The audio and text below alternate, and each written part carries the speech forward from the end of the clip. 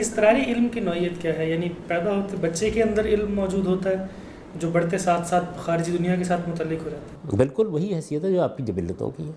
یعنی آپ کے اندر جو میکنزم ہے اس میں یہ چیز رکھی گئی ہے کہ آپ کو بھوک لگنی ہے.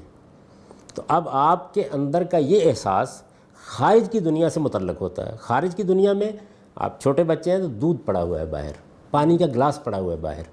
اس پانی کے گلاس کو آپ کے اندر اٹھنے والی اس چیز سے متعلق کرنا ہے. اس کا نتیجہ کیا نکلتا ہے؟ یعنی ایک ناتواں وجود اطمینان کے ساتھ سو جاتا ہے. اب یہ دیکھیے میں نے ایک لفظ بولا تھا اطمینان، وہی اطمینان ہے. جبلتوں میں بھی یہی ہوتا ہے. یعنی بچے کے اندر وہ پیاس رکھی گئی ہے، وہ پیاس اندر ہے. پیاس ماحول نے نہیں دی اس کو. اماں جان نے پیاس کا لفظ بول کر اس کو پیاس سے آشنا نہیں کیا.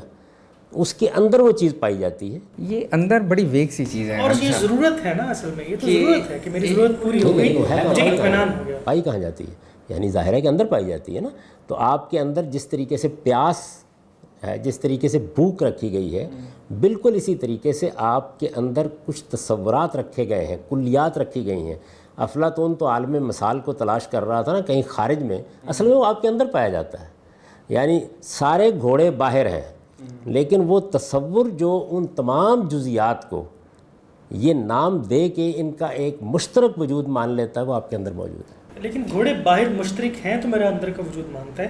اگر گھوڑے باہر مشترک نہ ہوں اور ایک جیسے نہ ہوں تو میں اس میں ڈیفرینشیٹ کرتا ہوں. ان میں بھی ایسے ہی بالکل ویریفیکیشن ہی ہوتی ہے. بڑا اچھا لفظ بولا کہ یعنی آپ ڈیفرینشیٹ کرتے ہیں، اس لیے کہ وہ اصل میں گھوڑے کو گھوڑا ماننا بھی آپ کے اندر تھا، ان کی کلیت تلاش کرنا بھی آپ کے اندر تھا. اور جب باہر کی چیزوں کے درمیان اشتراک نہیں رہا تو فوراً یہ فتویٰ لگانا بھی آپ کے اندر، وہ حکم لگانے کی طاقت موجود ہے کہ یہ گھوڑے نہیں، یہ خچر ہو گئے.